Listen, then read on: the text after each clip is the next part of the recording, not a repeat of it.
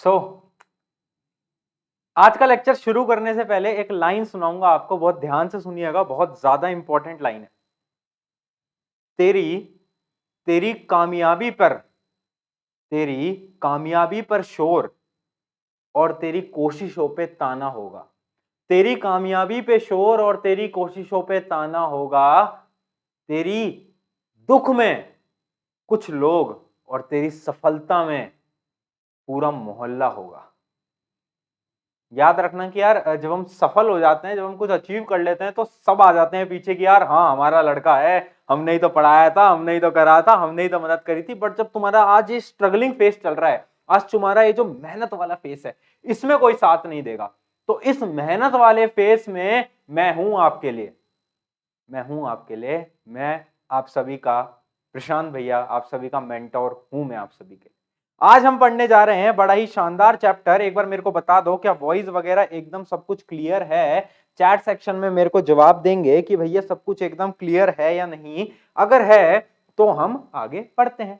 चलिए बहुत बढ़िया। तो देखो क्या स्टार्ट करने जा रहे हैं। आज बहुत ज्यादा इंपॉर्टेंट चैप्टर है, magnetic effect of electric current.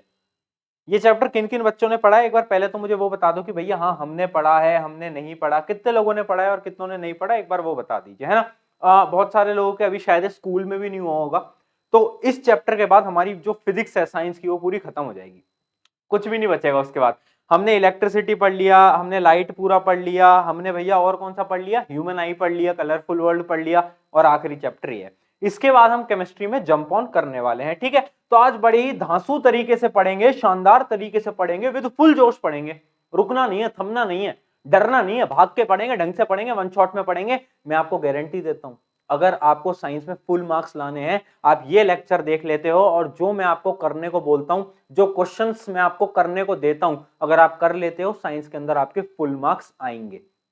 पिछले एक साल से आपके जैसे 10वीं कक्षा के बच्चों को मेंटोर कर रहा हूं, पढ़ा रहा हूं, और मुझे पता है कि भाई पेपर किस टॉपिक से ज्यादा बनता है, किससे कम बनता है, ठीक है। तो चलिए आगे बढ़ते हैं। सबसे पहले बात कर लेते हैं इंडेक्स की। तो ये चैप्टर का इंडेक्स क्या रहने वाला है, तो ये इंडेक्स देख लो। ये इंडेक्स पूरा सीबीएसई के अकॉर्डिंग है, जो सीबीएसई हमारा बोर्ड होता है उसके अकॉर्डिंग है।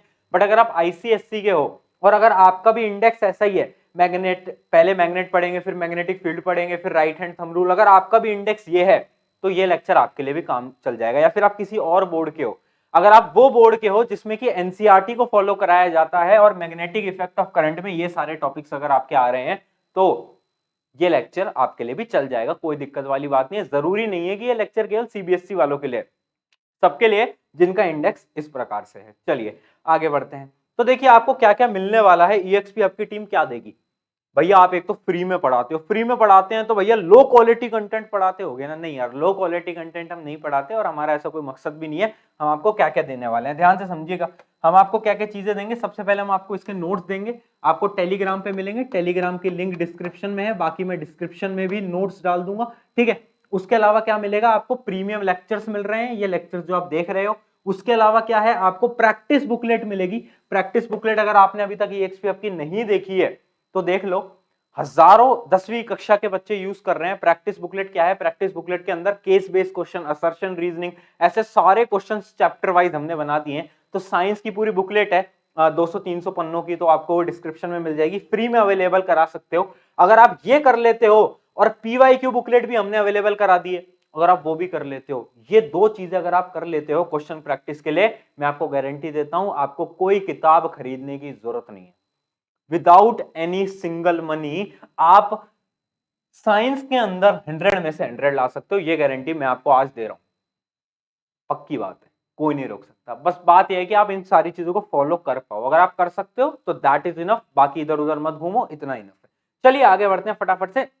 देखो मैग्नेटिक इफेक्ट्स को स्टार्ट करने से पहले मैग्नेट पढ़ते हैं कि भैया मैग्नेट क्या है, क्या चीज है, क्या होता है मैग्नेट, है ना। किन किन को पता है भाई मैग्नेट, बचपन में मैग्नेट तो देखा ही होगा कभी ना कभी, तो भैया हमने मैग्नेट देखा है, हाँ है ना। क्या बोल रहे हैं बच्चे, क्या बोल रहे हैं बालक, हाँ भैया देखा है, देखा है मैग्नेट। भैया हम ना वो करते थे, क्या करते थे, चलो आपको एक मीम दिखाता हूं पहले, है ना। एक मीम दिखाता हूं, मीम से आप बहुत अच्छा समझ पाओगे। एक मीम दिखाता हूं मैं आपको, है ना।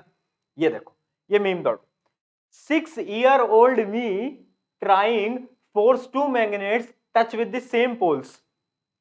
जब हम छोटे थे, जब हमारे घर में बार मैग्नेट आया था एक बार, जब हमारे टीचर ने हमसे मंगवाया था, तो याद है आपको कि यार वो 2 मैग्नेट होते थे, उसके नॉर्थ नॉर्थ पोल जो होते थे वो रिपेल करते थे। हम क्या करते थे, उनको पकड़ के हम तो चिपका के रहेंगे, हम तो चिपका के रहेंगे, हम तो हल्क है ना, वो वाली फील सबने ली होगी। तो उस प्रकार से मैग्नेट होता है। अब चलो मैग्नेट के बारे में पूरी प्रॉपर्टीज जानते हैं मैग्नेट की, और क्या क्या हमारे काम का है वो हम जानते हैं। तो देखो, हम मेजरली बात किसकी करते हैं, बार मैग्नेट की बात करते हैं। बार मैग्नेट क्या होता है, बार मैग्नेट कुछ ऐसा आपको दिख रहा होता है, ठीक है, ये हमारा बार मैग्नेट है। पॉइंट नंबर वन क्या है कि भाई जो मैग्नेटिक फील्ड ऑफ लाइंस हैं, ध्यान से समझिएगा, point number one, magnetic field of lines जो मैग्नेटिक से बाहर आ रही हैं, इधर से बाहर आ रही हैं, इधर से अंदर जा रही हैं, जो मैग्नेटिक फील्ड ऑफ लाइंस है वो क्लोज्ड लूप होता है। क्लोज लूप का क्या मतलब है, देखिएगा, नॉर्थ से बाहर जाती हैं, नॉर्थ से बाहर जाती हैं, साउथ तक आती हैं, और मैग्नेट के अंदर साउथ से नॉर्थ में जाती हैं। कहां से जा रही है, साउथ में नॉर्थ से जा रही है, ठीक है। तो इसका मतलब एक पूरा क्लोज्ड लूप बन गया। कैसे बन गया, देखो, नॉर्थ से निकला, साउथ में आया, साउथ से वापस नॉर्थ में चला गया, तो क्लोज लूप बन गया, क्लोज लूप बन गया, एक साइकिल बन गई। तो याद रखना, मैग्नेटिक फील्ड ऑफ लाइंस क्या होती हैं, क्लोज्ड लूप फॉर्म करती हैं। वैसे तो नॉर्थ से साउथ में जाती हैं, बट मैग्नेट के अंदर साउथ टू नॉर्थ जाती हैं। बताएं, क्या ये चीज क्लियर है, क्या नॉर्मल सी बिल्कुल स्मॉल सी चीज आपको क्लियर है क्या, जल्दी बताओ।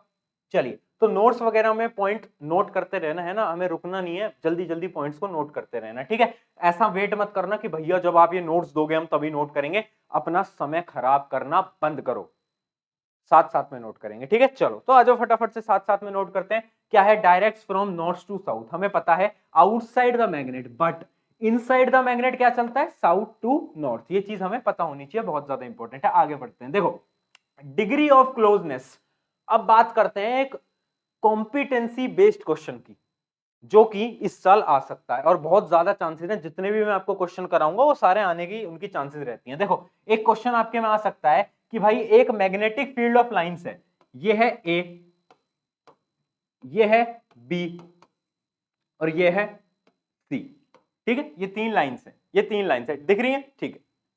अब क्वेश्चन ये आएगा कि मैग्नेटिक फोर्स किनके बीच में सबसे ज्यादा है, मैग्नेटिक फोर्स किसके बीच में सबसे ज्यादा है, क्या वो ए और बी है, या फिर बी और सी है, या फिर ए और सी है। इन तीनों में से किसमें सबसे ज्यादा मैग्नेटिक फोर्स है। ये 3 मैग्नेटिक फील्ड ऑफ लाइंस है, ए बी सी। आपको ये बताना है मैग्नेटिक फोर्स, जो मैग्नेट के थ्रू फोर्स होती है ना, अट्रैक्टिव फोर्स जो होती है हमारी, अट्रैक्टिव रिपल्सिव, उसके बारे में बाद में बात करेंगे, बट वो जो फोर्स है वो किसके बीच में ज्यादा है, ए या सी, ए या बी, या बी या सी। बताओ, कमेंट में लिखो, जल्दी सोचो सोचो सोचो। अरे भैया ऑब्वियस सी बात है, इसका आंसर है कौन सा, ए और बी। क्यों है आंसर, असर्शन रीजनिंग में भी आ सकता है ये सवाल, ऐसा बन के आएगा डायरेक्टली, और अगर ये क्वेश्चन डायरेक्टली दिखाना तो आराम से आपके 2 नंबर तो आएंगे ही आएंगे। इसका रीजन क्या होता है, इसका रीजन ये होता है कि भाई जितनी close magnetic field of lines होती हैं, जितनी क्लोज वो होती हैं एक दूसरे के, देखो कितनी क्लोज है ए और बी, इतनी सी डिस्टेंस, जितनी ज्यादा क्लोज होती हैं उतनी ज्यादा फोर्स होती है, जितनी ज्यादा दूर होती हैं उतनी कम फोर्स होती है। इमेजिन करो, कोई दोस्त आपका सामने खड़ा है तो आप उसको बहुत अच्छी तरीके से देख सकते हो, बट जैसे जैसे वो दूर जाता जाएगा तो आप भी उसको फिर अच्छी तरीके से नहीं देख पाओगे, क्लियरिटी कम होती जाएगी। Similarly magnetic field of lines जितनी करीब हैं उतनी ज्यादा फोर्स है, ठीक है। तो ये वाला पॉइंट आप नोट कर लीजिए, degree of closeness of the field lines determines the strength, strength को डिटरमाइन करती है। तो ये थोड़ी इंग्लिश में हो गई है ना, बट मैंने आपको जो रीजन है वो तो मैंने आपको समझाई दिया, जितना ज्यादा क्लोज होगा उतनी ज्यादा स्ट्रेंथ होगी मैग्नेटिक फील्ड की। चलो नोट डाउन कर लीजिए फटाफट, कर लिए, चलिए फिर आगे बढ़ जाते हैं, क्या दिक्कत है ना।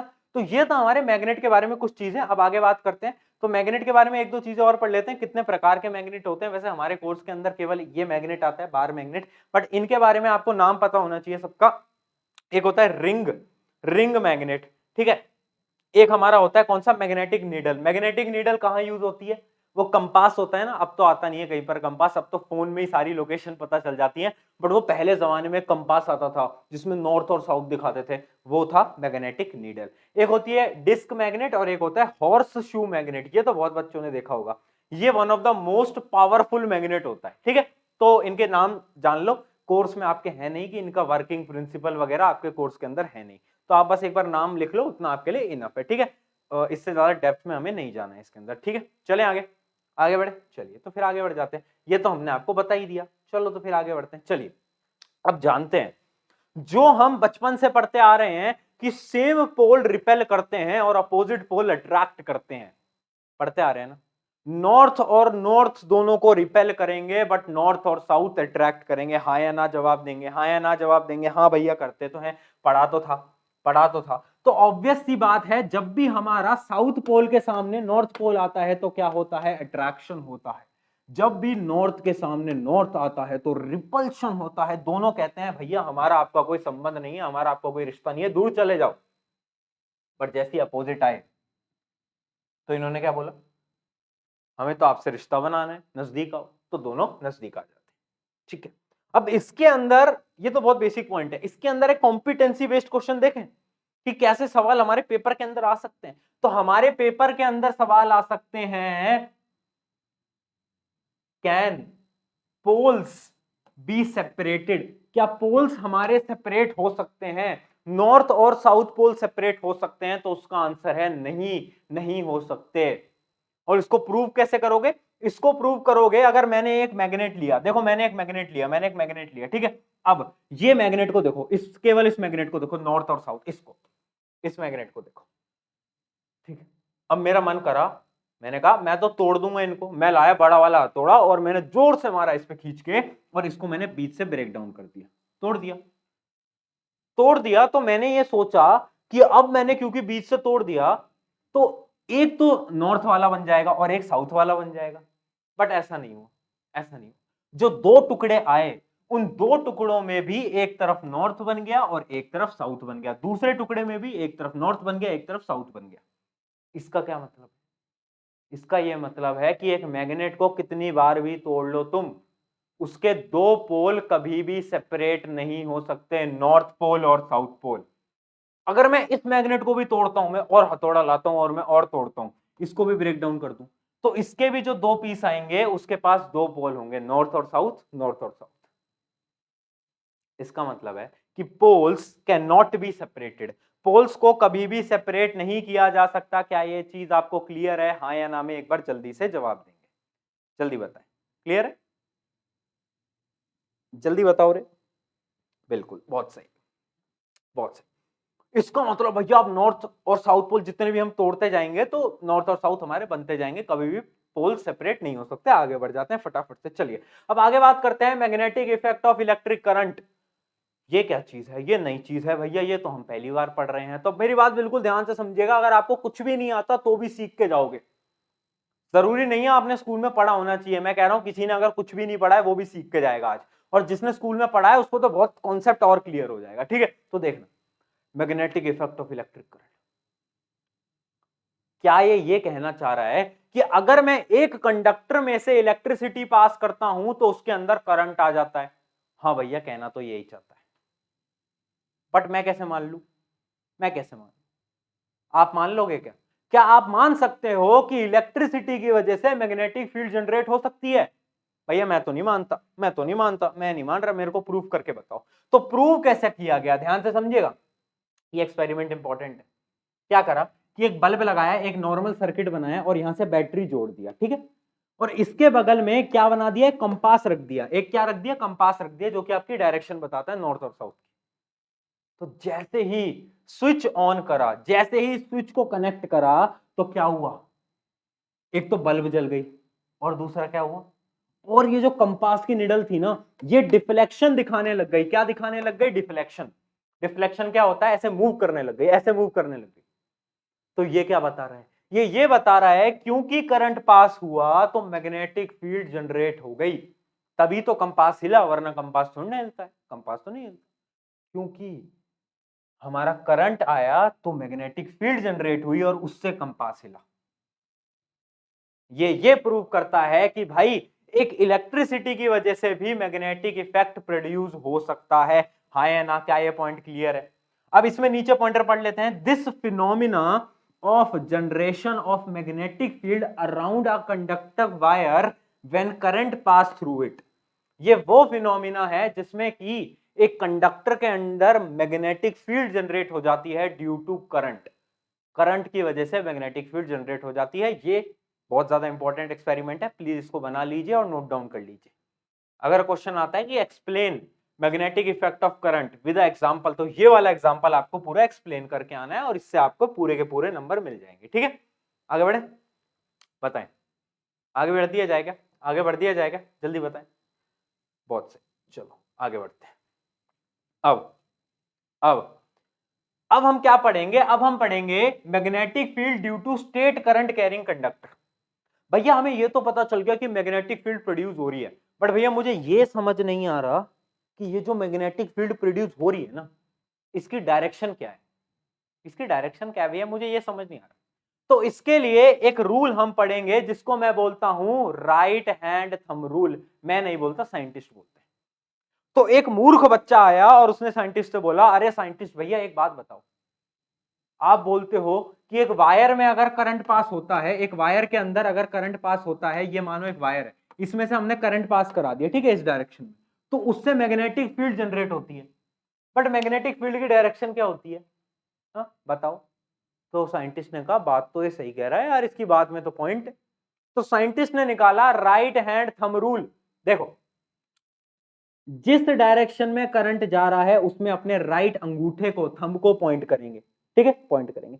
फिर अपनी जो फिंगर्स हैं, अपनी ये जो फिंगर्स हैं, इनको ऐसे कर्ल कर लेंगे, कर्ल कर लेंगे, कर्ल कर लेंगे।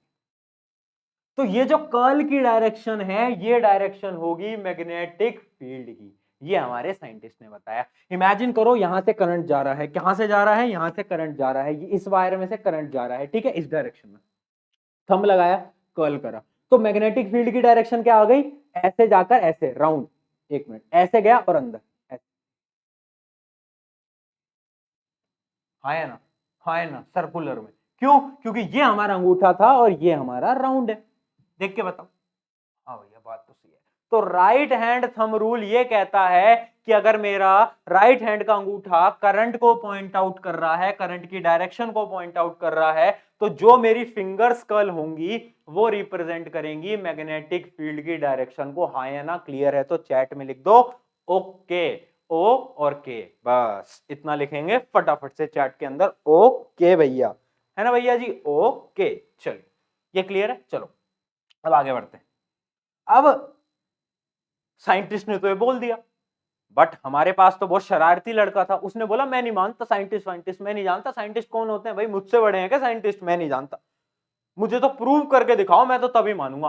तो साइंटिस्ट को आया गुस्सा, और साइंटिस्ट ने बोला अच्छा तेरे को प्रूव करके दिखाते, चल हमारे साथ। तो उसको ले गए लेबोरेटरी में और उससे बोला अच्छा सुन मेरी बात, एक कागज का टुकड़ा ला, कागज का टुकड़ा ला। उसने कहा ठीक है ला देता हूं, कागज का टुकड़ा लिया। उसमें से उस कागज के टुकड़े में से ऐसे बीच में से क्या पास करा दिया, हमारा एक रॉड कंडक्टर पास करा दिया, ठीक है।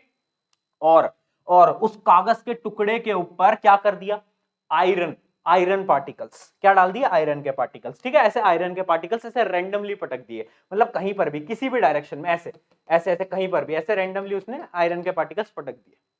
अब साइंटिस्ट ने बोला कि सुन स्विच को ऑन कर, उसने करा स्विच को ऑन, ठीक है। अब स्विच ऑन हुआ तो करंट पास होने लगा, करंट पास होने लगा, करंट पास होने लगा। अच्छा आपको ये तो पता है ना, करंट पॉजिटिव से नेगेटिव साइड में जाता है, मैंने आपको करंट में पढ़ा रखा है ना। अब करंट पास होने लगा तो उसने क्या देखा कि ये जो रैंडमली प्लेस्ड आयरन के पार्टिकल्स थे, ये जो हमारे टुकड़े थे, ये एक ऑर्डर में आ गए, ये एक सर्कुलर ऑर्डर में आ गए, ये एक सर्कुलर ऑर्डर में आ गए। हमने पटका कैसे था, रैंडमली, पर थोड़ी ही देर में करंट चलने के बाद ये आयरन ऐसे प्लेस हो गए सर्कुलर में। वो बच्चा हो गया शॉक, कह रहा है अरे साइंटिस्ट जी आप तो जादू करके दिखा रहे हो। तो साइंटिस्ट ने बोला अरे जादू वादू नहीं है, देख हुआ क्या, हुआ ये कि जैसे ही मैंने करंट पास किया तो करंट चलने लगा, करंट चलने लगा तो मैग्नेटिक फील्ड बनने लगी। और मैग्नेटिक फील्ड कैसे बनती है, सर्कुलर, कैसे बनती है, सर्कुलर, अभी बताया राइट हैंड थंब रूल। तो उस मैग्नेटिक फील्ड के अराउंड हमारे आयरन पार्टिकल्स ऑटोमेटिकली लाइन में आ गए, क्योंकि आयरन अट्रैक्ट होती है ना मैग्नेटिक फील्ड से।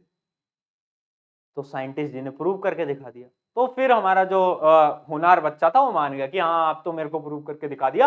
तो ये वाला एक्सपेरिमेंट और ज्यादा इंपॉर्टेंट है कि क्या करा, आयरन के रैंडम पार्टिकल्स को डाला, स्विच ऑन करा तो क्या हुआ, पार्टिकल सर्कल में आ गए। इससे क्या प्रूव होता है कि right hand thumb rule is correct, is correct. Right hand को अगर आप डायरेक्शन ऑफ करंट के रखते हो तो ये जो आपकी फिंगर्स हैं ये क्या रिप्रेजेंट करती है, मैग्नेटिक फील्ड की डायरेक्शन। ठीक है, तो इसको नोट डाउन कर लीजिए। चलो चलो भाई जल्दी से फटाफट से नोट डाउन कर लीजिए इसको, है ना। आगे बढ़े क्या, आगे बढ़े क्या, क्लियर है, बहुत सही बहुत सही। अब देखो एक पॉइंटर और, एक लास्ट पॉइंटर इसमें बताता हूं। If we reverse the terminal of the cell, अगर हमने सेल को उल्टा रख दिया तो क्या होगा, क्या होगा, अगर सेल को मैं उल्टा कर दूंगा तो क्या होगा, करंट उल्टा हो जाएगा। अगर करंट उल्टा हो जाएगा तो डायरेक्शन ऑफ मैग्नेटिक फील्ड उल्टी हो जाएगी, हाँ या ना, हाँ या ना। भैया समझ नहीं आया, ढंग से समझाओ, देखना मेरी बात।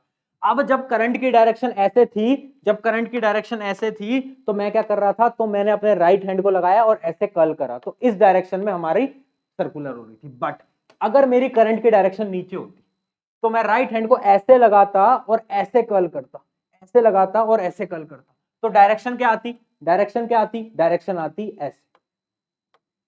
ठीक है, समझ गए कि अगर हम उल्टा कर देंगे करंट की डायरेक्शन को तो हमारी मैग्नेटिक फील्ड की डायरेक्शन भी उल्टी हो जाएगी। ऑब्वियस सी बात है, राइट हैंड थंब रूल बताता है। ठीक है, चलो आगे बढ़ जाते हैं। तो देखो इस चीज को हम बहुत ही प्यारे मीम से रिप्रेजेंट कर सकते हैं।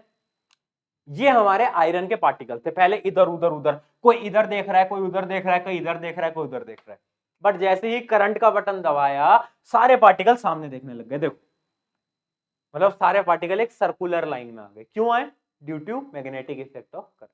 ठीक है, चलो माफी चाहूंगा, गला थोड़ा सा खराब ही है काफी दिनों से, पर ठीक है। चलिए, तो राइट हैंड थंब रूल के बारे में बारे में मैंने आपको बता दिया है कि भाई क्या करते हैं, ये हमारा थंब होता है और ये हमारी डायरेक्शन को बताता है। ऑब्वियस सी बात है, आपको याद रखना है डायरेक्शन ऑफ करंट कहां से होती है, बैटरी के पॉजिटिव टर्मिनल से निकल के नेगेटिव में जाती है। याद रखना direction of current, electricity chapter के अंदर बार बार बताया था मैंने ये पॉइंटर, तो इस चीजों को आपको याद रहना चाहिए। चलिए, तो इसको नोट डाउन कर लो स्टेटमेंट को, जब तक मैं पानी पी लेता हूं, है ना। स्टेटमेंट के अंदर वैसे कुछ नहीं है, स्टेटमेंट के अंदर थोड़ा सा वो है, क्या बोलते हैं, डेफिनेशन।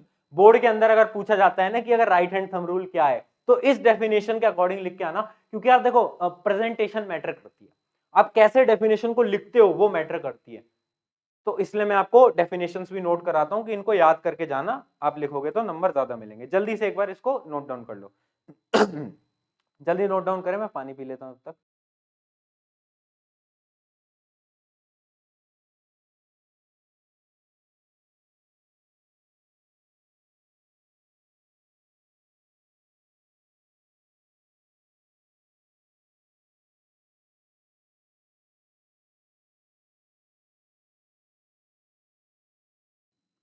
चलिए बहुत बढ़िया, तो इसको नोट डाउन कर लिया होगा, है ना। ऑब्वियस सी बात है, कुछ नहीं है कि भाई अगर हमने एक कंडक्टर को हमारे हाथ में पकड़ा है ऐसे, तो इसको अगर हम थंब से रिप्रेजेंट करते हैं तो हमारी जो उंगलियां कर्ल हो रही है ये हमारी मैग्नेटिक फील्ड की डायरेक्शन होती है। चलिए फटाफट से आगे बढ़ते हैं। अब देखो ये तो हमारी होगी स्ट्रेट करंट कैरिंग कंडक्टर। अभी तक हम किसकी बात कर रहे थे, अगर कंडक्टर ऐसा है, अगर कंडक्टर स्ट्रेट है तो मैंने डायरेक्शन बता दी, है ना, तो मैंने ऐसे सर्कुलर में डायरेक्शन बता दी, ये मेरी मैग्नेटिक फील्ड की डायरेक्शन है। बट अगर मेरा, अगर मेरा ध्यान से समझेगा, अगर मेरा जो कंडक्टर है, जो कंडक्टर है वो सर्कुलर हुआ, तो अगर वो सर्कुलर हुआ तो क्या होगा, बताएं बताएं क्या होगा। अगर ये मेरा सर्कुलर है, ये कंडक्टर है, तो क्या होगा, डायरेक्शन ऑफ मैग्नेटिक फील्ड। तो कैसे पता लगाएंगे, सोचिए, दिमाग लगाइए। चलो इमेजिन करते हैं, इमेजिन करते हैं मैंने इसके ऊपर एक पेपर रख दिया, यहां पर है ना, कार्डबोर्ड प्लेस कर दिया यहां पर, ठीक है, कार्डबोर्ड प्लेस कर दिया, और मैंने माना एक छोटा सा एरिया, इस एरिया के लिए तो ये कंडक्टर सीधा ही है, इस छोटे से एरिया के लिए, इस छोटे से एरिया के लिए तो कंडक्टर सीधा ही है ना। अगर मैं बिल्कुल छोटे पे जाऊं तो उतने से एरिया के लिए तो कंडक्टर सीधा ही है। ठीक है, अब देख इस एरिया में, इस एरिया में तुम ढूंढो क्या, डायरेक्शन ऑफ मैग्नेटिक फील्ड। कैसे ढूंढोगे, राइट हैंड थंब रूल। देखिएगा ये राइट हैंड ऊपर करा तो हमारा कहां जा रहा है, राइट हैंड अंदर, अंदर देखिएगा अंदर जा रहा है, अंदर। तो हमारे इसके अराउंड क्या होगी, हमारे जो सर्कुलर फील्ड होंगी वो कुछ इस प्रकार से होंगी, और वो किस डायरेक्शन में जा रही होंगी, वो अंदर जा रही होंगी और पीछे से बाहर आ रही होंगी, है ना, है ना, क्लियर है, क्लियर है। अगर मेरी करंट की डायरेक्शन ऐसे है तो, है ना, ऐसे, ठीक। अब देखो इस केस के अंदर देखो करंट इधर आ रहा है, करंट इधर आ रहा है, नीचे आ रहा है। अब देखना राइट हैंड ऐसे कर्ल हुआ। ध्यान से समझेगा, बहुत ज्यादा इंपॉर्टेंट कॉन्सेप्ट है, अगर अभी नहीं समझे स्कूल के अंदर कभी नहीं समझ पाओगे, बता रहा हूं मैं पॉइंट को, बहुत इंपॉर्टेंट है। वापस से देखिएगा, अगर मेरी करंट की डायरेक्शन ऐसे है तो मैंने क्या करा, राइट हैंड लगाया, डायरेक्शन पता कर ली। सिमिलरली इसके अंदर अगर मेरी डायरेक्शन ऐसे है तो मेरा कैसा आएगा, कर्ल ऐसा। तो यहां पर भी बना लेते हैं, यहां पर भी बना लेते हैं ना। ये हमारी डायरेक्शन कैसा आएगा, इस डायरेक्शन में ऐसे घूम रहा है, मतलब अंदर जा रहा है करंट और बाहर आ रहा है, अंदर जा रहा है और बाहर आ रहा है।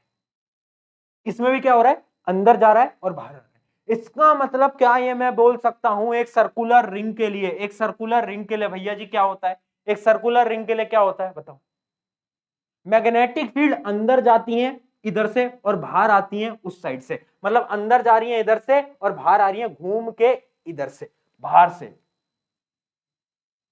अंदर जा रही है, बाहर अंदर जा रही है बाहर। अभी भी नहीं आया समझ में, चलो वापस से समझा देते हैं, वापस से समझाते हैं। अभी भी नहीं आया समझ में तो फिर समझा देंगे, क्या दिक्कत है। देखिएगा हमने क्या करा, हमने छोटा सा यहाँ पार्टिकल लिया, हमने यहाँ छोटा सा पार्टिकल लिया, करंट की डायरेक्शन ऐसे थी, करंट की डायरेक्शन कैसे थी, करंट की डायरेक्शन ऐसे थी। अब समझिएगा, बात बहुत ज्यादा इंपॉर्टेंट है, समझिएगा। करंट की डायरेक्शन अगर ऐसे है और हमने ये बनाया, अच्छा करंट की डायरेक्शन सॉरी इसमें ऐसे, इस वाले केस के अंदर ऐसे करंट की डायरेक्शन ऐसे, ठीक है, इस डायरेक्शन में जा रहा है ऐसे घूम के। तो देखिएगा इसमें मैंने बनाया राइट हैंड थंब रूल, तो कैसे आया, इस डायरेक्शन में आ गया। ये सर्कुलर पाथ आपको दिख रहा होगा, ये सर्कुलर पाथ है, ये हमारी मैग्नेटिक फील्ड की डायरेक्शन। इधर क्या आएगा, इधर देखो, इधर देखो, इधर कैसा आएगा, इधर आएगा कि भाई ऐसे। समझ रहे हो नहीं समझ रहे, जल्दी बताओ, फटाफट से बताओ, समझ रहे हो नहीं समझ रहे भैया जी, जल्दी बता दें, जल्दी से बता दें, जल्दी से बता दें। तो इस केस के अंदर क्या हुआ, इस केस के अंदर क्या हुआ, ध्यान से समझो।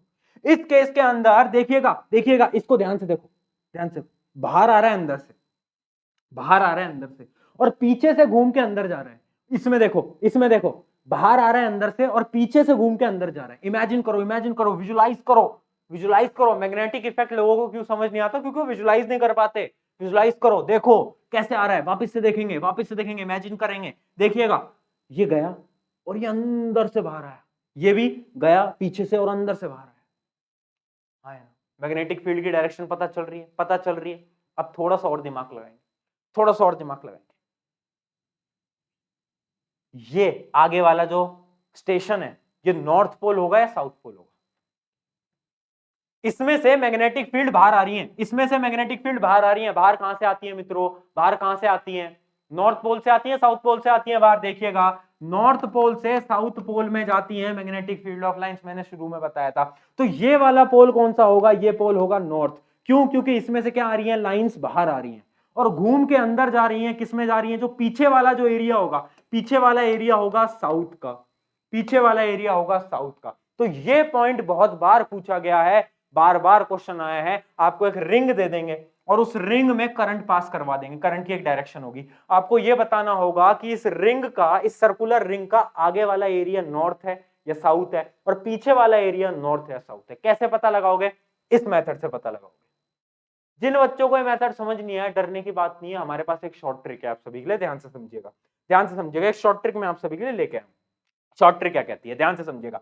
जैसे ही मेरा करंट, जैसे ही मेरा करंट क्या है, क्लॉकवाइज, क्लॉकवाइज करंट क्या होता है, ऐसे क्लॉकवाइज। जब भी मेरा करंट क्लॉकवाइज है, जब भी मेरा करंट क्लॉकवाइज है, तो सामने वाला पोल हमेशा कौन सा होगा, साउथ पोल, साउथ पोल। भैया याद कैसे करेंगे, याद करने का बहुत छोटा सा टेक्निक है। देखिएगा, देखिएगा, देखो किस डायरेक्शन में जा रहा है, किस डायरेक्शन में जा रहा है करंट, यहां से इधर, और यहां किस डायरेक्शन में जा रहा है, इधर, है ना, दिख रहा है, दिख रहा है। अब क्या करना है, दोनों को बस बीच से जोड़ दो, तो हमें क्या दिख रहा है, एस बनता हुआ दिख रहा है। तो ये शॉर्ट ट्रिक है साउथ पोल की।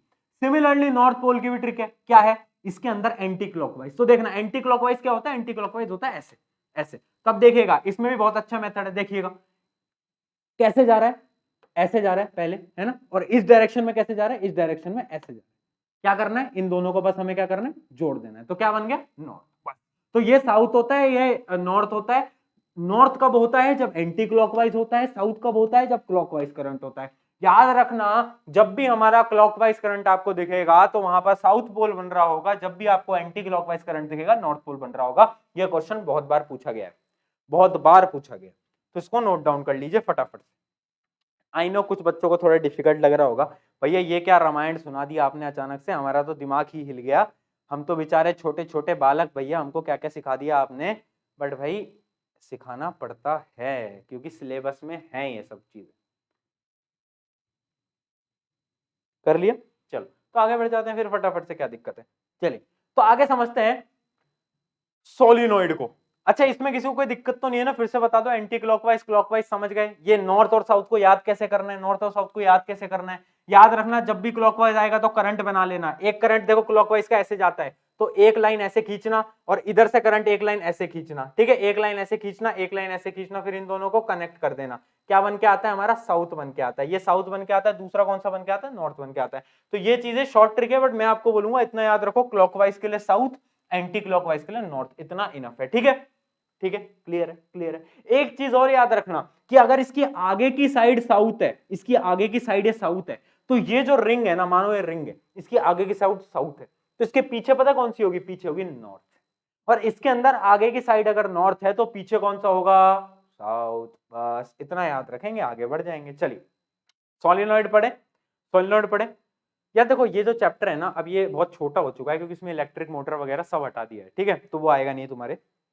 एंड इस चैप्टर का वेटेज भी कम है, आपको पता ही।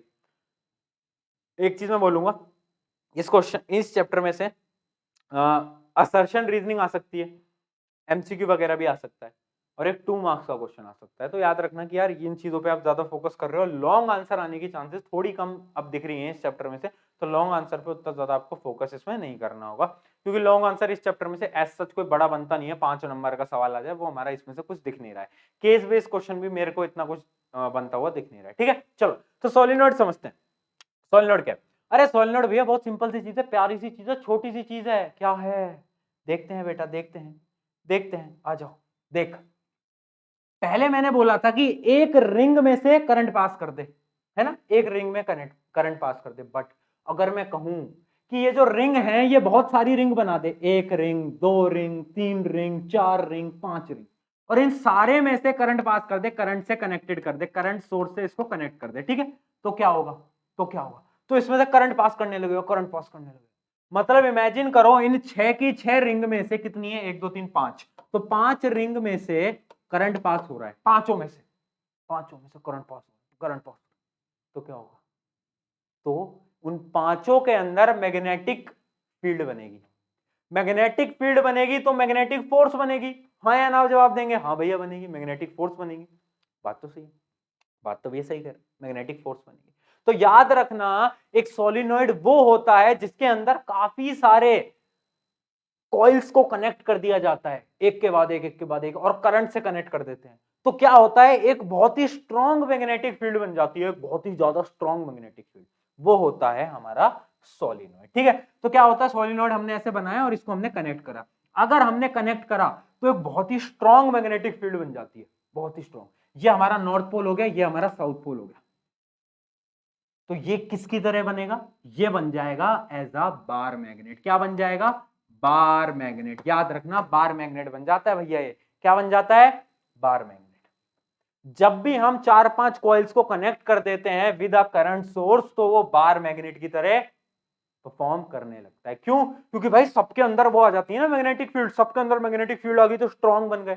इमेजिन करो तुम एक थे, अकेले थे, है ना, और तुम्हारे किसी से झगड़ा हो गया तो तुम यार कहोगे यार मैं अकेला हूं, बट अगर 6 दोस्त आ गए तुम्हारे तो तुम फिर ताकतवर बन जाओगे ना, ताकतवर बन गए तो 6 हमारी कॉइल्स आ गई, ताकतवर बन गए, तो क्या हुआ? बार मैग्नेट की तरह परफॉर्म करने लग जाते हैं, स्ट्रॉन्ग मैग्नेटिक फील्ड आ जाती है। ठीक है, इस चीज को हमेशा याद रखिएगा। सोलिनॉइड का ये जो डायग्राम है थोड़ा इंपॉर्टेंट है, इस डायग्राम को प्लीज आप बना लीजिए एंड इसको याद भी रखना है। डायग्राम थोड़ा सा ज्यादा आपके लिए इंपॉर्टेंट रहने वाला है। ठीक है, बना लिया? बना लिया क्या? समझ गए सोलिनॉइड क्या होता है? ज्यादा आपको डेप्थ में नहीं जाना सोलिनॉइड के। सोलिनॉइड आप अभी जब अगर साइंस लेते हो 11वीं 12वीं के अंदर तो उसके अंदर आपके आएगा, अभी आपको उतना नहीं पढ़ना। ठीक है, चलिए अब बात करते हैं इलेक्ट्रोमैग्नेट की। इलेक्ट्रोमैग्नेट क्या होता है? अच्छा इसके ना इसके पीछे एक बहुत अच्छा कॉम्पिटेंसी बेस्ड क्वेश्चन बनता है जो बार बार पूछा जाता है।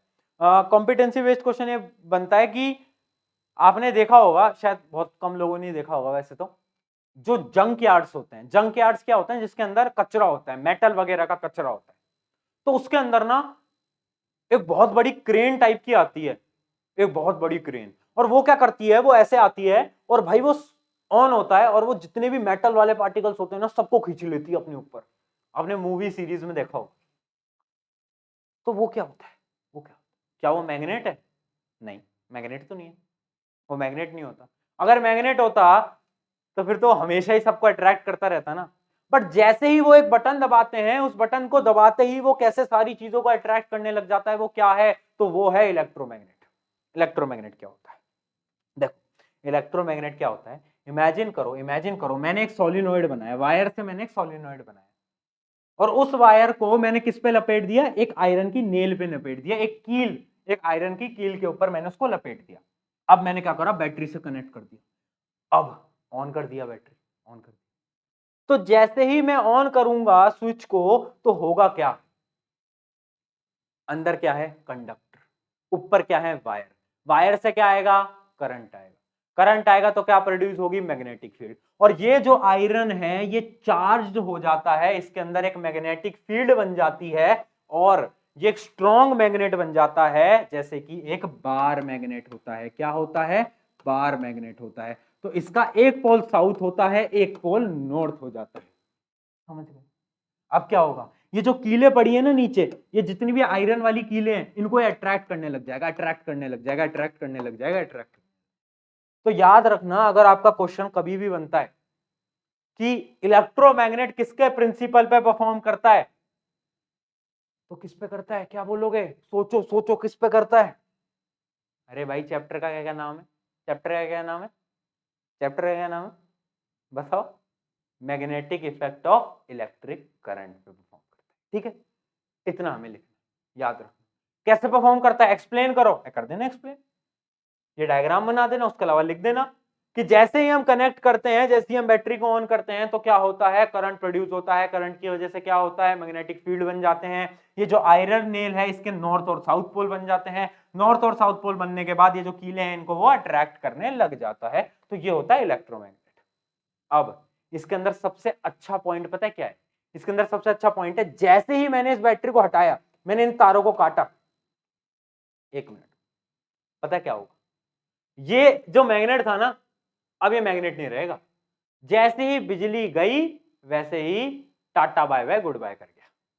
तो इलेक्ट्रोमैग्नेट क्यों यूज होते हैं, इलेक्ट्रोमैग्नेट इसलिए यूज होते हैं क्योंकि ये हमारी मर्जी के अकॉर्डिंग चलते हैं, वी कैन कंट्रोल देम। जैसे ही हमने इलेक्ट्रिसिटी दी वैसे ही इन्होंने क्या करा, अट्रैक्ट करना शुरू करा, जैसे ही हमने इलेक्ट्रिसिटी बंद करी, tata bye bye goodbye. जबकि जो नेचुरल मैग्नेट होता है वो या तो अट्रैक्ट करेगा हमेशा, या तो रिपेल करेगा, वो कभी भी अपने हमारे अकॉर्डिंग काम नहीं कर सकता, वो अपने अकॉर्डिंग काम करता है।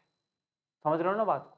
तो क्या है भाई, क्या यूज है इलेक्ट्रोमैग्नेट का, इलेक्ट्रोमैग्नेट का सबसे इंपॉर्टेंट यूज है कि हम हमारे अकॉर्डिंग इलेक्ट्रोमैग्नेट का यूज लगा सकते हैं, हम हमारे अकॉर्डिंग पावर चेंज कर सकते हैं उसकी मैग्नेटिक पावर को। तो नोट डाउन करेंगे, what are the uses of electromagnet. Number 1 हमारा पॉइंटर क्या है कि we can use according to our own power source, हम अपनी पावर के अकॉर्डिंग इसको यूज कर सकते हैं। सेकेंडली, हम इसकी जो मैग्नेटिक पावर है, मैग्नेटिक फील्ड है, उसको बदलाव कर सकते हैं। कैसे बदलाव कर सकते हैं, करंट को बदल के। अगर हमने करंट को बढ़ाया तो मैग्नेटिक फील्ड भी बढ़ती जाएगी।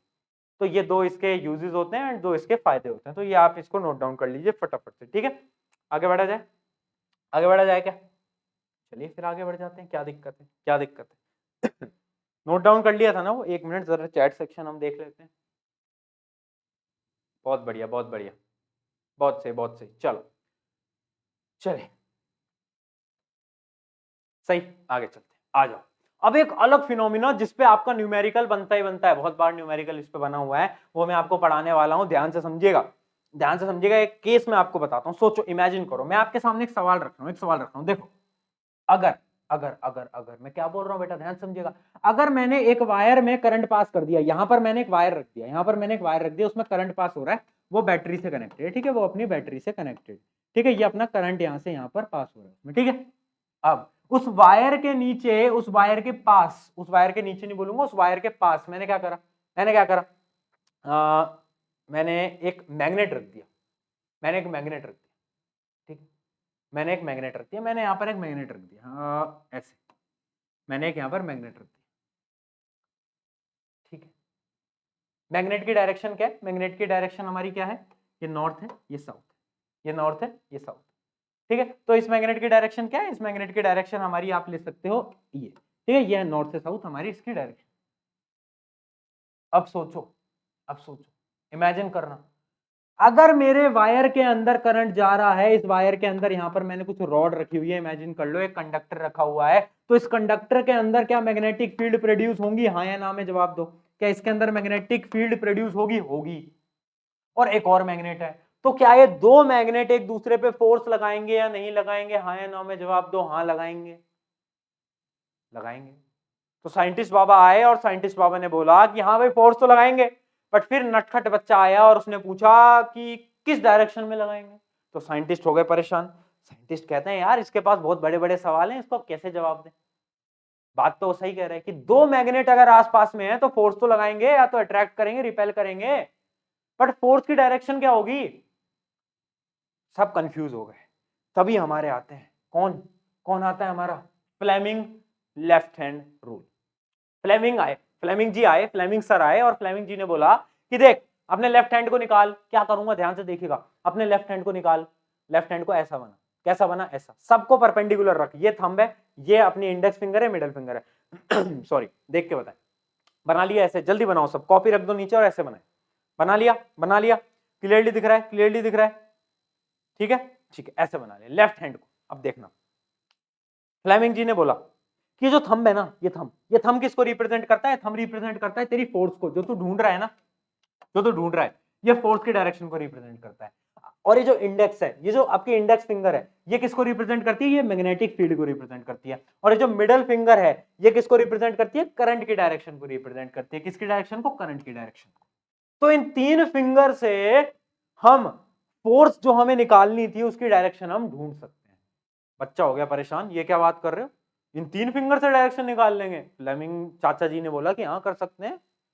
नहीं मानता, दिखाऊं? उसने कहा हाँ दिखाओ सर, कैसे आप कैसे बात कर रहे हो? तो फिर साइंटिस्ट जी आए और उन्होंने बोला देख देख, ये क्या थी?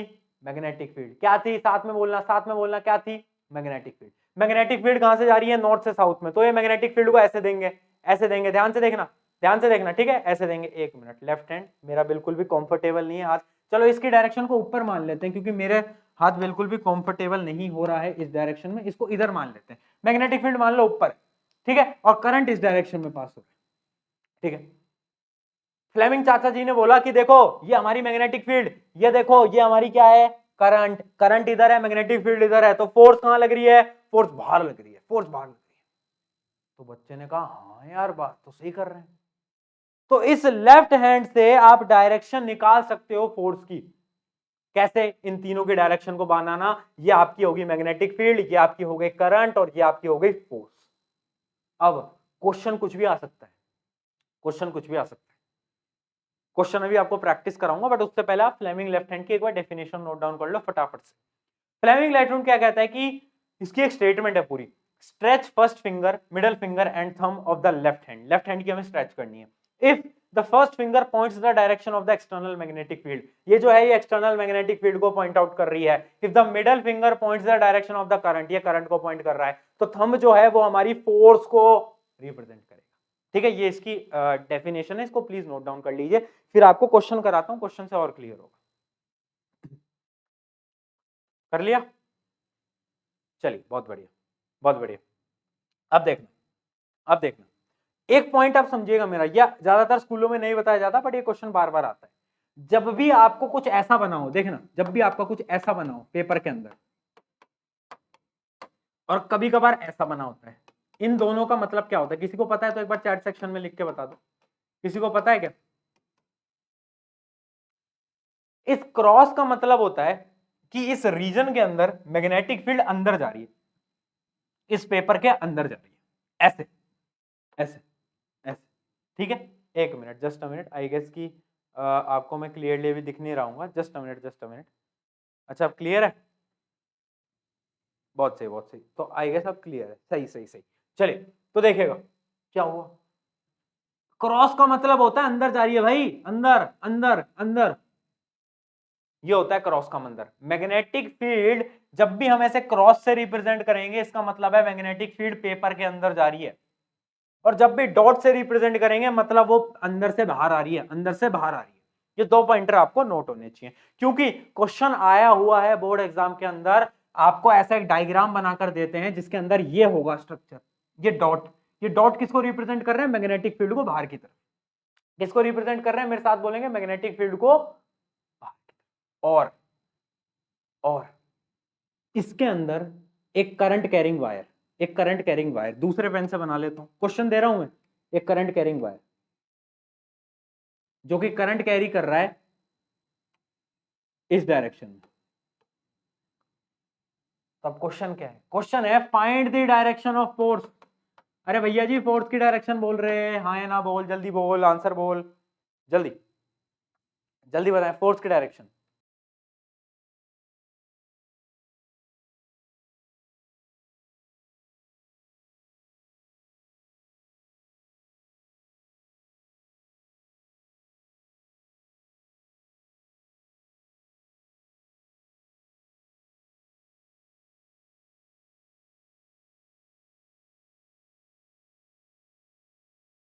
कितने लोगों ने लिख दिया भाई सही आंसर, बताएं कितने महारथी लोग हैं जो इसको कर पाए, कर दिया, अरे बहुत बढ़िया बहुत बढ़िया। क्या लगाना था इसके अंदर, अरे इसके अंदर क्या लगाना था, हाँ या ना बोल, कौन सा लगाया है, कौन सा लगाया है, left hand rule, left hand rule, कौन सा लगाया है, लेफ्ट हैंड रूल। देखिएगा ये मेरा लेफ्ट हैंड है, आप सभी अपना लेफ्ट हैंड निकालेंगे, ठीक है। अब देखो इंडेक्स फिंगर किसको रिप्रेजेंट करती थी, इंडेक्स फिंगर किसको रिप्रेजेंट करती थी, बोलो मेरे साथ, मैग्नेटिक फील्ड। मैग्नेटिक फील्ड कहां है, अंदर से बाहर, तो अंदर से बाहर बना दो इसको, ऐसे बाहर आ रही है, ये बाहर आ रही है, बाहर की तरफ आ रही है, ठीक है। इस डायरेक्शन से समझाता हूं, ज्यादा अच्छी तरीके से समझ आएगा। ये देखो ये बाहर आ रही है, ये बाहर आ रही है, ये बाहर आ रही है। अब देखना ये बाहर आ रही है, और करंट की डायरेक्शन कहां है, इधर, करंट की डायरेक्शन कहां है, इधर, ये बाहर, ये करंट की डायरेक्शन। तो हमारा थंब कहां पॉइंट कर रहा है, थंब ऊपर पॉइंट कर रहा है, तो हमारी फोर्स कहां होगी, फोर्स की डायरेक्शन ये होगी, ये होगी हमारी फोर्स की डायरेक्शन। तो अपन आंसर क्या लिखेंगे, आंसर हम लिखेंगे अपवर्ड्स, फोर्स कहां है, अपवर्ड्स। अगर अब सिमिलर केस के अंदर ये है, तो इसके अंदर भी डायरेक्शन ये है, करंट की डायरेक्शन ये है। तो अब इसके अंदर आंसर बताओ, फोर्स की डायरेक्शन कहां आ रही है, अपवर्ड आ रही है, डाउनवर्ड आ रही है, जल्दी बताएं, जल्दी बताएं, जल्दी बताएं। इसके अंदर क्या होगा, अरे भैया इसके अंदर क्या होगा, इसके अंदर हमारी मैग्नेटिक फील्ड अंदर होगी, मैग्नेटिक फील्ड अंदर होगी, सोचो।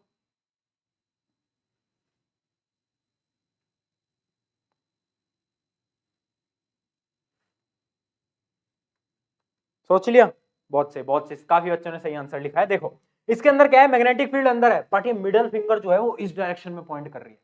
मैग्नेटिक फील्ड हमारी आ गई अंदर, ये आ गई इस डायरेक्शन में, तो अपना हाथ जो है हमने बिल्कुल उल्टा घुमा दिया है, बिल्कुल घुमा दिया है। ये देखो ये गई अंदर, ये गई इस डायरेक्शन में, और हमारा ये थंब का पॉइंट कर रहा है, थंब हमारा नीचे पॉइंट कर रहा है। इस डायरेक्शन से समझाता हूँ और अच्छी तरीके से समझ आएगा, देखिएगा ये हमारा है अंदर, ये हमारा है अंदर, और ये जा रहा है इस डायरेक्शन में, ये भाग रहा है इस डायरेक्शन में, ध्यान समझिएगा। ये अंदर है, देखो पास से देखो, ये वाली जो फिंगर है ये अपनी इंडेक्स फिंगर है अंदर, इंडेक्स फिंगर है अंदर, और ये आपका इस डायरेक्शन में भाग रहा है, ये आपका इस डायरेक्शन। तो थंब कहां आ रहा है, थंब नीचे आ रहा है, तो डायरेक्शन कहां होगी, डायरेक्शन होगी डाउन, ठीक है। क्लियर है क्या, जल्दी बोलो। तो इस प्रकार के क्वेश्चन बहुत बार हमारे एग्जाम में पूछे गए हैं। 3 नंबर का अगर ये क्वेश्चन आता है तो आपको आना चाहिए, या 2 नंबर का आता है, जितने का भी आता है आपको पता होना चाहिए कि डायरेक्शन कैसे निकालते हैं फोर्स की, है ना।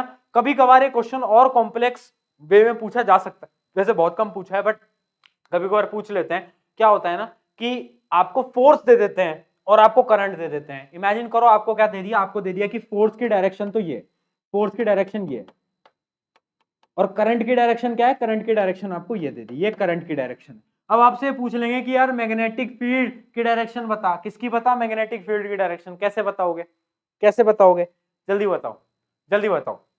ये जो बच्चे लिख रहे हैं ना कि भैया यूनिट्स वगैरह भी पढ़ाया करो आप, वो हमें मैग्नेटिक फील्ड का यूनिट नहीं बताया, मैं आपको बता देता हूं, आपके बोर्ड के अंदर इस चैप्टर से वैसे वाले न्यूमेरिकल नहीं आएंगे, और यूनिट्स आपके काम नहीं आएंगे, क्योंकि अब पैटर्न बिल्कुल बदल चुका है। थ्योरी के क्वेश्चन ना के बराबर पूछे जाएंगे, सारे लॉजिकल क्वेश्चन होंगे, दिमाग वाले क्वेश्चन होंगे। तो जितना ज्यादा कॉन्सेप्ट क्लियर कर लो ना इन सब क्वेश्चन में, उतने ज्यादा नंबर आएंगे, पहले बता रहा हूं, ठीक है। तो उतना ज्यादा थ्योरी के अंदर मत घुसे रहो, पैटर्न बदल चुका है, ठीक है। चलिए क्या करना है, लेफ्ट हैंड को निकालना है, लेफ्ट हैंड निकालेंगे सभी अपना, फिर से क्या करेंगे, फोर्स, थंब है हमारा, थंब को हमने कर दिया ऊपर की तरफ। अब देखना थंब मेरा गया ऊपर, और मेरी मिडल फिंगर क्या है, करंट, तो मिडल फिंगर जा रहा है इस डायरेक्शन में।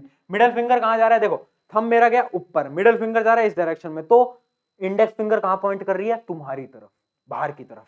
तो यहां से क्या होगी, मैग्नेटिक फील्ड बाहर आएगी। तो हमारा आंसर क्या होगा, आंसर क्या होगा, outward of paper, outward of paper. जो पेपर है, पेपर से बाहर आ रही है मैग्नेटिक फील्ड भाई, बाहर आ रही है मैग्नेटिक फील्ड। ट्राई करें इसको, ट्राई करें। और एक होमवर्क क्वेश्चन मैं आपको दे रहा हूं, एक होमवर्क क्वेश्चन मैं आपको दे रहा हूं, ठीक है। होमवर्क क्वेश्चन मैं आपको ये दे रहा हूं, ध्यान से समझिएगा। फोर्स की डायरेक्शन ये है, ये फोर्स है, और मैग्नेटिक फील्ड हमारे पास है, मैग्नेटिक फील्ड हमारे पास है जो कि है ये। अब आपको बताना है कि करंट की डायरेक्शन क्या होगी, ये आप मुझे कमेंट सेक्शन के अंदर लिखोगे, ये आपको होमवर्क क्वेश्चन है, ठीक है। फोर्स है ऊपर की तरफ, और आपको डॉट का मतलब समझ ही आ गया होगा, मैग्नेटिक फील्ड की डायरेक्शन कहां है। अब मुझे बता देना बस करंट कहां लगेगा, ठीक है। करंट की डायरेक्शन बता देना, उतना इनफ है। चलिए, बहुत बढ़िया, हो गया, नोट डाउन हो गया क्या सभी का?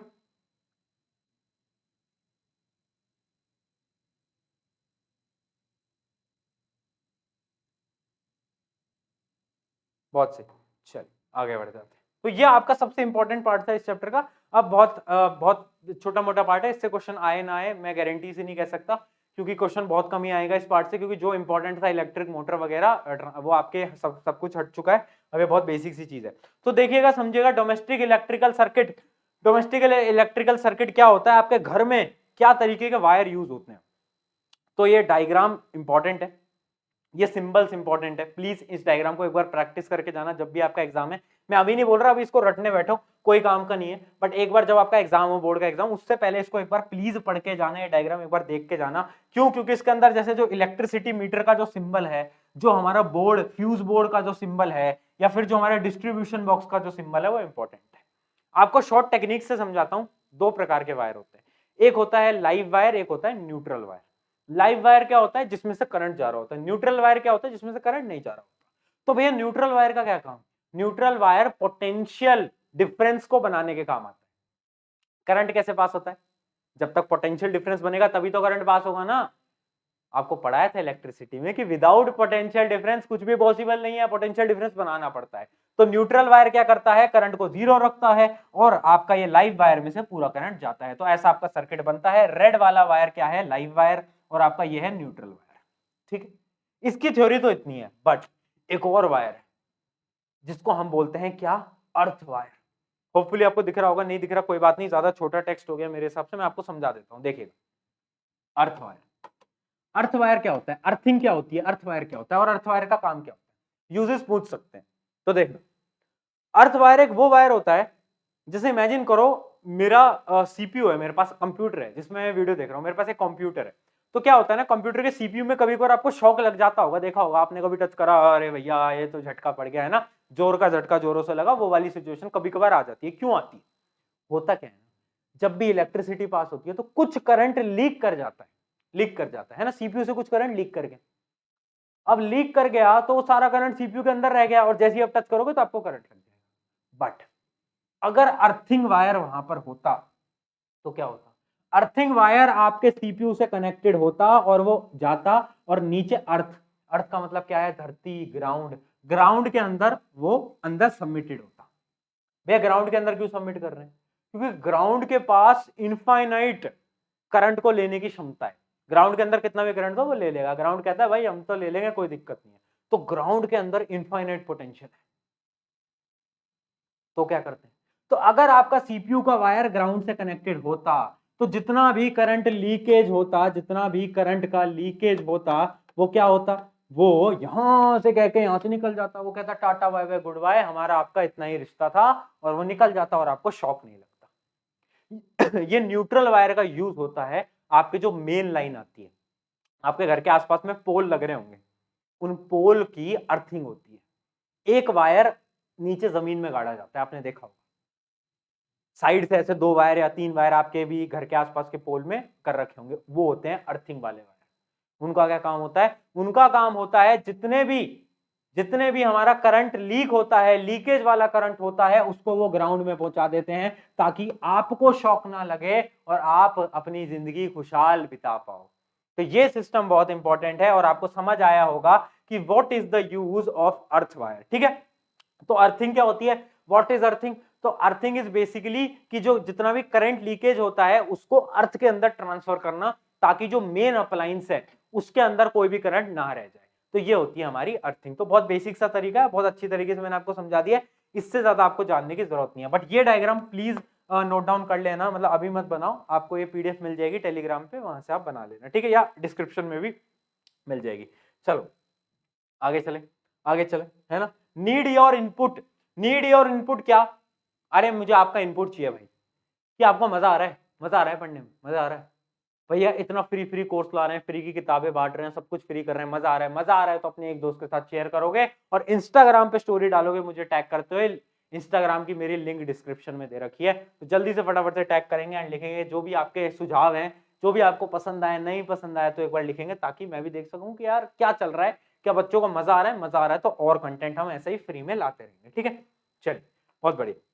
तो अर्थिंग क्या हुआ, बेसिकली अर्थिंग का क्या प्रोसेस है, तो अर्थिंग का प्रोसेस कुछ नहीं होता, एक वायर होती है, जो भी आपका अप्लायंस है उसका वायर ऐसे जमीन में नीचे गाड़ दिया जाता है, जमीन में नीचे गाड़ दिया जाता है, तो उससे क्या होता है, जितना भी वेस्टेज करंट होता है, लीकेज करंट होता है, वो सारा ग्राउंड में चला जाता है, एंड ये हमारा होता है प्रोसेस ऑफ अर्थिंग। ये वाला डायग्राम आपके कोई भी काम का नहीं है, इसको बनाने की कोई भी आपको जरूरत नहीं है, ठीक है। बेसिक जो अर्थिंग का फिनोमिना है वो मैंने आपको पूरा समझा दिया है, ठीक है। चलिए आगे बढ़ते हैं। आगे क्या है, शॉर्ट सर्किट। शॉर्ट सर्किट किसी को पता है क्या, किसी ने अपने जीवन में शॉर्ट सर्किट कराया क्या, कभी कराया क्या शॉर्ट सर्किट, कोई है क्या ऐसा बालक यहाँ पर जिसने दो तारों को जोड़ दिया हो, ऐसा कभी करा हो, या फिर क्या करते हैं वो, कुछ लोग करते थे पहले, है ना, मैंने देखा था कि बैटरी के सेम सेल्स को जोड़ दिया, ऐसा कुछ, ऐसा कभी कुछ करा है क्या, जिससे शॉर्ट सर्किट हुआ हो, घर में आग लगी हो, है ना। तो इससे मेरे को एक इंसिडेंट याद आया। वैसे शॉर्ट सर्किट होता क्यों है, तुम्हें पता है क्या शॉर्ट सर्किट होता क्यों है, कभी तुमने सोचा है, कभी तुमने सोचा होता क्यों। मैंने आपको एक चीज बताई थी, एक लाइव वायर होता है, एक न्यूट्रल वायर होता है, जब भी ये दोनों वायर का मेल मिलाप हो जाता है ना, जब मिल जाते हैं न्यूट्रल और लाइव वायर, तो शॉर्ट सर्किट होता है। ऐसे ही मेरे को एक इंसिडेंट याद आता है कि यार मेरा एक दोस्त हुआ करता था, दोस्त है हुआ नहीं करता था, कुछ नहीं हुआ उसके साथ, वो बिल्कुल स्वस्थ है, ठीक है। तो बचपन में एक्सपेरिमेंट करने की सबको होता था कि यार हम भी एक्सपेरिमेंट करेंगे, उस टाइम पे यूट्यूब पे एक्सपेरिमेंट की वीडियो बहुत चलती थी, तो हमने भी ट्राई करा, एक्सपेरिमेंट करते हैं कुछ खतरनाक सा। तो हमने क्या करा कि एक अप्लायंस था, है ना, और उसका मतलब वो होता है ना जो हैवी अप्लायंस जो होता है, वो एक हैवी अप्लायंस था, उसको हमने एक जो पोर्ट होता है, जो मतलब नॉर्मल वाला 3 पिन वाला नहीं, बिल्कुल नॉर्मल वाला जो होता है, उसके अंदर उसको कनेक्ट कर दिया। अब क्या हुआ, वो जो रिसोर्स था वो बहुत पावर मांग रहा था, और जो हमारा स्विच था वो बहुत छोटा था, उसके अंदर एनर्जी कम थी। हमने थोड़ी देर चला के रखा, हमने थोड़ी देर लगा, हम देख क्या होता है ना, क्या होता है, हमने चला कर, थोड़ी देर बाद एक भट्ट करके आवाज आई, क्या यार ये क्या हो गया, और वो अप्लायंस बंद हो गया। तो हमें डर लगा, बट हमने क्या करा, डंडा पकड़ा, वुडन, क्योंकि आपको पता है वुड कंडक्टर नहीं होता, हमने उसको हटा दिया वहां से और हमने रख दिया, और हम बोलेंगे किसी को नहीं बताएंगे, अब घर में है ना चुपचाप से जाकर बैठ जाएंगे। हम बैठ, आधे एक घंटे बाद हमें लगा मैटर सॉल्व हो गया। आधे एक घंटे बाद स्मेल आ रही है, प्लास्टिक जलने की स्मेल आ रही है, हम क्या यार ये कहाँ से आ रही है, तो हम ढूंढ रहे कि यार ये कहाँ से आ रही है, कहाँ से आ रही है। बाद में पता चला कि जो हमने कांड करा था, वो जो स्विच के अंदर वो लगाया था, तो उसके अंदर की जो वायरिंग होती है स्विच की, वो जल गई और अंदर आग लगी पड़ी थी स्विच के अंदर, वायर्स के अंदर। वो तो अच्छा है जल्दी पता चल गया, और उसको फिर वहां से सिस्टम को सही करवा दिया। तो ऐसी चीज होती है। तो मुझे पता है आप में से भी बहुत ऐसे लोग होंगे जिन्होंने ये सब चीजें करी होगी, कुछ ना कुछ खतरनाक ट्राई करा होगा, तो ये होता है। तो शॉर्ट सर्किट होता क्यों है, शॉर्ट सर्किट इसलिए होता है जब हम एक लाइव वायर को जिसके अंदर करंट जा रहा है उसको न्यूट्रल वायर से जोड़ देते हैं, गलती से मिल जाता है, अगर दोनों मिलते हैं शॉर्ट सर्किट होता है, शॉर्ट सर्किट होता है तो आग लग जाती है, ठीक है। तो शॉर्ट सर्किट क्यों होता है आपको मैंने बता दिया है। शॉर्ट सर्किट एक ऐसा फिनोमिना है जिसमें हीट बहुत ज्यादा प्रोड्यूस होती है, दो चीजें मिलती हैं, हीट प्रोड्यूस होती है, अचानक से स्पार्क निकलता है, उस वजह से आग लग जाती है, ठीक है। तो ये आपको पता होना चाहिए। अब शॉर्ट सर्किटिंग का जो सबसे मेजर रीजन है स्पेशली इंडिया के अंदर, वो है ओवरलोडिंग। ओवरलोडिंग क्या होता है, जो मैंने अभी आपको एग्जांपल दिया, एक छोटे से स्विच के अंदर बहुत बड़ा रिसोर्स को जोड़ दिया जो कि बहुत पावर मांगता है, उसको क्या बोलते हैं, ओवरलोडिंग। तो ओवरलोडिंग की वजह से क्या होता है, जैसे मैंने एक स्विच के अंदर इतने सारे वो जोड़ दिए अप्लायंस, तो क्या होगा, अरे भाई स्विच की तो एक कैपेसिटी है ना, उसकी एक कैपेसिटी है, अगर उसको इतने सारे रिसोर्सेज तुम जोड़ दोगे तो क्या होगा, शॉर्ट सर्किट हो जाएगा, फट जाएगा वो। तो ये होता है मेजरली, एंड इंडिया के अंदर ये बहुत कॉमन प्रॉब्लम है। जब आप कुछ साल बाद हॉस्टल्स में जाओगे, जब आप एक कॉलेज लोगे, हॉस्टल्स में ओवरलोडिंग की प्रॉब्लम बहुत ज्यादा होती है, ठीक है। तो ओवरलोडिंग से बचना, और आपके जितने भी अप्लायंस होते हैं उनके सामने एक वो लिखा होता है पावर, कि इतनी पावर की इसको यूज है, तो उसी अकॉर्डिंग आप स्विच को डिसाइड करना है, ठीक है। वरना अगर किसी भी स्विच में डालोगे तो हमारा वाला कांड आपके साथ भी हो जाएगा, आग वाग लगने की संभावनाएं बन जाती हैं, तो उससे बच के रहें। तो ओवरलोडिंग बेसिकली आप समझ गए ओवरलोडिंग होता क्या है, ठीक है। अब बात करते हैं एसी और डीसी। यहां तक सबको समझ आया क्या? यहां तक सबको समझ आया तो एक बार मेरे को बता दो चैट सेक्शन के अंदर, कोई दिक्कत तो नहीं है? कोई दिक्कत तो नहीं है, जल्दी बता दो। अच्छा, आज तो हमने पूछा ही नहीं, आज तो हमने पूछा ही नहीं यार, पूरा लेक्चर निकल गया। हाउस द जोश, आज हमने जोश लेवल नहीं लिया। अरे यार क्या करते हो प्रशांत भैया, हैं जोश लेवल ही लेना भूल जाते हैं। चलो अब जितने भी बच्चे देख रहे हैं कमेंट के अंदर लिख देना जोश लेवल कितना है आपका। अब तो वैसे लेक्चर एंड आने को ही आ गया, 10-15 मिनट का और बचा है, बट जोश लेवल लिख दो और बता दो कि भैया जोश है या नहीं है, खत्म हो गए हम तो डर गए, है ना। जोश लेवल लिख दो फटाफट से, ठीक है। एंड स्टूडेंट्स एक चीज याद रखना कि जितना भी आप पढ़ते हो, अगर आप रिवीजन नहीं करते, रिवीजन के बिना आप कितना ही पढ़ लो, कुछ भी पढ़ लो, कोई काम नहीं आएगा। जब तक आप रिवीजन नहीं करोगे चीजें सेटलमेंट नहीं हो पाएंगी। Revision is the key. ये चैप्टर उतना इंपॉर्टेंट नहीं है, इसका वेटेज बहुत कम है, आपको भी पता है, इसका सिलेबस भी बहुत कम है, बट अगर आप इसको ढंग से पढ़ के जाते हो तो आपके इसके नंबर पक्का है, क्योंकि इसके अंदर कोई भी टफ सवाल नहीं बन सकता। ऐसा कोई सवाल नहीं आएगा इसके अंदर जो बहुत खतरनाक है, आप डर जाओगे, नहीं नहीं नहीं, सब कुछ इसके अंदर सिंपल है। तो याद रखना कि ये चैप्टर कोई भी नहीं छोड़ के जाएगा जिसने अभी पढ़ लिया है। अभी 1-2 पॉइंट और बचे उनको कवर करा रहा हूं, बट इस प्रकार के छोटे चैप्टर कोई नहीं पढ़ेगा। Electricity, magnetic effect of current, light, human I, 4 chapter पढ़ाए हैं। 4 चैप्टर का जितना भी वेटेज है पूरे के पूरे नंबर मुझे तुम सभी के चाहिए एट एनी कॉस्ट, ठीक है। सारे नंबर तुम्हारे आने वाले हैं, अगर तुम जो मैं चीजें बता रहा हूं उनको लगा लेना, ठीक है। चलिए तो बात करते हैं डीसी और एसी, डायरेक्ट करंट और अल्टरनेटिंग करंट। देखो डायरेक्ट करंट क्या होता है? डायरेक्ट करंट वो करंट होता है जो कि हमारी बैटरी होती है ना, छोटी वाली बैटरी, जिससे आप क्या बोले, सेल, रिमोट वाला सेल, उसके अंदर डीसी करंट होता है। अभी डीसी एसी में डिफरेंस समझा। और एसी कौन सा होता है? अल्टरनेटिंग करंट, जो कि हमारे घरों की बिजली आती है। तो डीसी और एसी में क्या होता है अंतर, है ना, ये है डायरेक्ट करंट, ये है अल्टरनेटिंग करंट। तो ध्यान से समझिएगा, जो डायरेक्ट करंट होता है ध्यान समझिएगा, जो डायरेक्ट करंट होता है उसकी जो डायरेक्शन होती है, उसकी जो डायरेक्शन होती है या फिर स्लैश पोलैरिटी होती है, क्या होती है? पोलैरिटी, वो हमेशा क्या रहती है? सेम रहती है। जबकि जो हमारा एसी होता है उसकी डायरेक्शन करंट की बदलती रहती है, करंट की डायरेक्शन बदलती रहती है। डिफरेंस पे क्वेश्चन आ सकता है, इसकी डायरेक्शन बदलती रहती है ना, इसकी इसकी ऐसी वेव बनती है, डायरेक्शन बदलती रहती है बार बार, ठीक है। तो याद रखना डीसी की डायरेक्शन या पोलैरिटी सेम रहती है, जबकि इसकी डायरेक्शन बदलती रहती है बार बार बार बार बार बार बार बार, ठीक है। अगर मैं आपको बात करूं फ्रीक्वेंसी की, तो जो हमारे इंडिया के अंदर यूज होती है वो होती है 50 हर्ट्ज, इसकी फ्रीक्वेंसी। आपको अभी फ्रीक्वेंसी के बारे में इतने जानने की जरूरत नहीं है, आपके सिलेबस के अंदर नहीं है वो, तो टू दी नॉलेज मैंने आपको बता दिया, ठीक है। अगला पॉइंट के ऊपर बढ़ते हैं फटाफट से। अब देखना अगला डिफरेंस का पॉइंट बहुत इंपॉर्टेंट है। अगला पॉइंट क्या है? एसी और डीसी का सबसे बड़ा इंपॉर्टेंट डिफरेंस, ये तो है ही, ऑब्वियस सी बात है, डायरेक्शन वगैरह का तो गेम है ही सही, बट इससे भी बड़ा क्या इंपॉर्टेंट है? इससे बड़ा इंपॉर्टेंट ये है, याद रखना, जो आपका एसी होता है ना, अल्टरनेटिंग करंट, अगर कोई बंदा उसको छू लेना, अगर उसका कोई बंदा, जैसे मैं गया और मैंने गलती से अल्टरनेटिंग करंट को टच कर लिया, वायर को टच कर लिया, तो वो मुझे अपनी तरफ अट्रैक्ट कर लेगी एंड मुझे चिपका लेगी। आपने देखा होगा अखबारों के अंदर खबरें आती हैं ऐसी कुछ, है ना, दर्दनाक खबरें, तो वो होता है एसी की वजह से। जबकि जो डायरेक्ट करंट होता है, अगर आपने डायरेक्ट करंट को छुआ तो वो आपको दूर फेंकेगी, तो डायरेक्ट करंट से कभी भी डेथ नहीं होगी, आपने देखा होगा। जबकि अल्टरनेटिव करंट से बहुत डेथ होती है। क्यों होती है? तो डायरेक्ट अल्टरनेटिव करंट आपको चिपका लेता है, उसकी जो फोर्स है वो अट्रैक्टिव फोर्स है, जबकि इसकी जो फोर्स है वो रिपल्सिव फोर्स है। तो ये वाला पॉइंट भी नोट डाउन कर लो। ये दो मेन डिफरेंस के पॉइंट होते हैं, बट सबसे बड़ा क्वेश्चन जो उठता है वो ये उठता है, जो कि आपके पेपर के अंदर भी आ सकता है, कि जो फोर्स होती है एसी की वो कौन सी होती है? अट्रैक्टिव, और इसकी रिपल्सिव होती है। बट फिर भी हम अपने घरों के अंदर एसी को क्यों यूज करते हैं, अल्टरनेटिंग करंट को क्यों यूज करते हैं? सबसे बड़ा सवाल, बताएं सभी के सभी, लिख देता हूं भाई। Why why why AC is मोर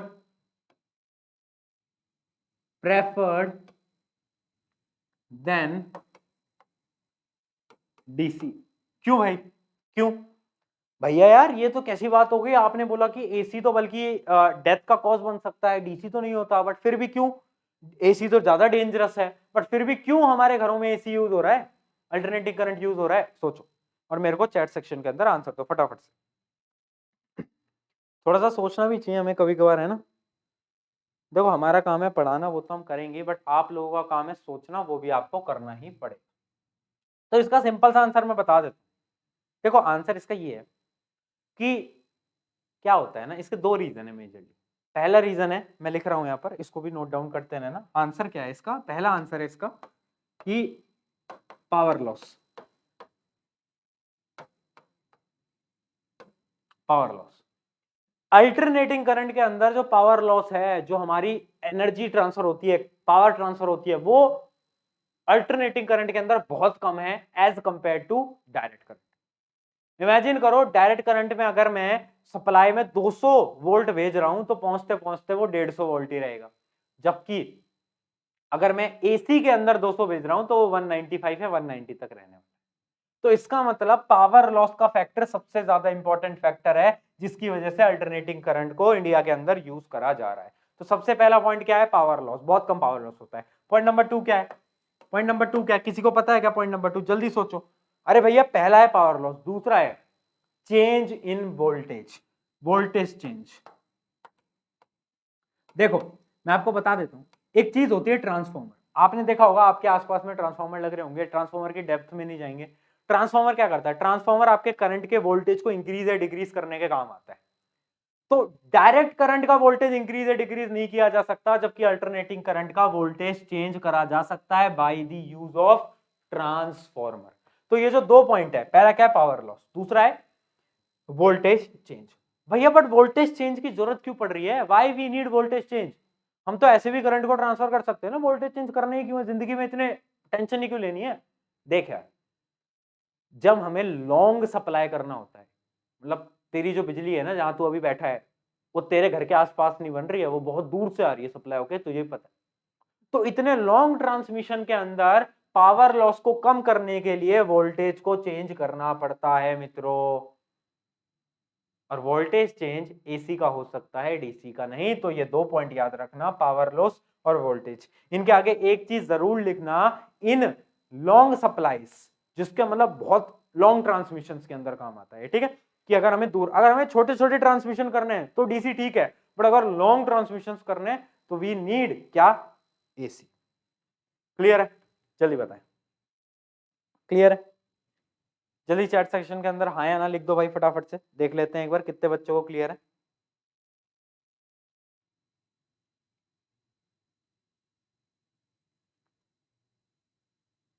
बहुत सही, बहुत सही, बहुत सही, बहुत सही। चलिए, तो होपफुली ये सारी चीजें आपको क्लियर है ना? तो जोश लेवल तो आपने लिख ही दिया था। इसी के साथ ओके बाय, चलते हैं। अरे नहीं जा रहा, रुक जाओ रुक जाओ रुक जाओ। ये कंटेंट टीम ने आज तो बहुत सारे मीम लगा दिए हैं ना, तो कंटेंट टीम को एक धन्यवाद लिखना, जिन्होंने ये पूरी पीपीटी बनाई है बैठकर। तो उस कंटेंट टीम को जरूर आप धन्यवाद लिखेंगे चैट सेक्शन के अंदर कि हाँ भाई धन्यवाद, आपने हमारे लिए इतनी प्यारी पीपीटी बनाई है। तो जो भी है, इसी के साथ हमारा चैप्टर होता है खत्म। अब देखो क्या करना है, अब देखो क्या करना है, मैं आपको बता रहा हूँ। अगर आप मेरी बात फॉलो करते हो ना, अगर आप एक बार ब्लाइंडली ट्रस्ट करके देख लो, आपके अगर 95 से कम आ जाए ना बोर्ड्स के अंदर, तो फिर बता देखो करना क्या। ये चैप्टर देख लिया आपने, नोट्स बनाए, हैंड रिटन, खुद के नोट्स बनाने थे, अगर नहीं बनाए हैं तो बनाने थे। अब क्या करना है, उन नोट्स को अभी अभी 15 मिनट, जैसे ही लेक्चर समाप्त हुआ है 15 मिनट उनको रिवाइज कर लो अभी, बाद में नहीं, अभी फटाफट से 15 मिनट रिवाइज कर लो। अब कल या फिर आज रात को या फिर जब भी, आप तो लेट नाइट हो चुका है, कल आपको जैसे ही समय मिलता है, जैसे आपको टाइम मिलता है, तो हमने डिस्क्रिप्शन के अंदर प्रैक्टिस बुकलेट डाल रखी है, आपने देख ली होगी, है ना? प्रैक्टिस बुकलेट है, उस प्रैक्टिस बुकलेट का क्या करना है, उस प्रैक्टिस बुकलेट का क्या करना है, उसमें मैग्नेटिक इफेक्ट ऑफ करंट उठाना, एमसीक्यू, टॉप 20 एमसीक्यू डाल रखे, case based question, assertion reasoning, वो सारा का सारा एक बार में खत्म करो कल के कल, कल के कल। अगर तुमने देरी कर दी तो कभी खत्म नहीं कर पाओगे कल के कल, ठीक है? इतना कर लिया, इतना कर लिया, उसके बाद क्या करना है, उसके बाद आ जाओ अपने एनसीईआरटी पे। एनसीईआरटी की जितनी भी एक्सरसाइज हैं, एग्जाम्पल हैं, वो आप सारे के सारे करो, ठीक है? एक दो दिन बाद जब भी आपको टाइम। एंड अगर आपको इन सारी चीजों के बाद टाइम मिलता है तो मैंडेटरी नंबर थर्ड चीज है PYQ, previous year question. PYQ, PYQ की बुकलेट, तो पीवाईक्यू की जो बुकलेट है उसको आप फिर फायदा उठाएंगे। ये आपके स्टेप्स हैं, अगर आप इन स्टेप्स में चलते हो, मैं आपको गारंटी से बोल रहा हूँ कोई नहीं रोक पाएगा, आपका ये चैप्टर पूरी तरीके से डन हो जाएगा। तो यार देखो तरीका ये है कि हर एक चैप्टर को हमें प्योरिटी से पढ़ना है, ढंग से पढ़ना है, ऐसा नहीं कि मुंह उठा के आ गए आज कुछ भी पढ़ लेंगे, ये पढ़ लेंगे, कल वो पढ़ लेंगे, नहीं। अगर पढ़ना है तो फिर ऐसे पढ़ना है यार, वरना मत पढ़ो, सीधी सी बात।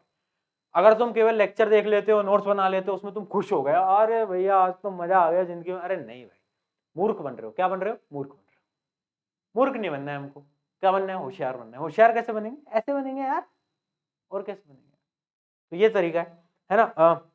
बाकी बहुत सारे बच्चे डाउट्स पूछ रहे हैं कि यार भैया ये जो ब्लूप्रिंट आजकल वायरल हो रहा है, क्या उस ब्लूप्रिंट के अकॉर्डिंग ही पेपर आएगा? तो मैं आपको बता देता हूँ, ऐसा कुछ भी नहीं होता। ब्लूप्रिंट एक ऐसी चीज है जो कि जो भी आपको दे रहा है वो थोड़ा एनालाइज और प्रिडिक्शंस करके बना रहा है।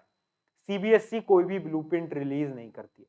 सीबीएसई आपको ये नहीं बताएगी कि इस चैप्टर में से केवल एमसीक्यू ही आएंगे, केवल केस बेस्ड ही आएंगे, ऐसा कहीं पर भी मेंशन नहीं। जितने भी ब्लूप्रिंट है वो सैंपल पेपर को देख के बनाए जाते हैं। अगर सैंपल पेपर में आज केमिकल इक्वेशन का केस बेस्ड क्वेश्चन है तो जरूरी नहीं है कि पेपर के अंदर भी उसी का केस बेस्ड क्वेश्चन हो, जरूरी नहीं है।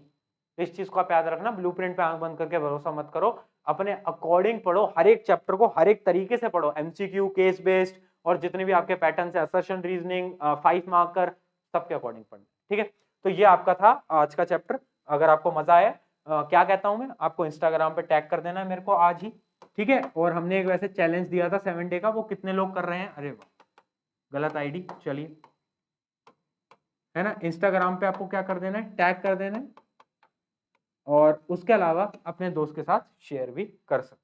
ऑन दिस नोट, शुक्रिया एवरीवन, मिलते हैं नेक्स्ट चैप्टर। कमेंट में बताओ कौन सा चैप्टर करें अगला। केमिस्ट्री फोड़ दें, केमिस्ट्री करें शुरू, फिजिक्स हमारी पूरी हो चुकी है, अब केमिस्ट्री को करते हैं, केमिस्ट्री को फोड़ते हैं मिलके। ऑन दिस नोट शुक्रिया एवरीवन, किसी का कोई डाउट है तो जल्दी से फटाफट से पूछ लीजिए, एंड आई होप कि आपको समझ आया होगा। समझ आया तो बाय बाय, टेक केयर।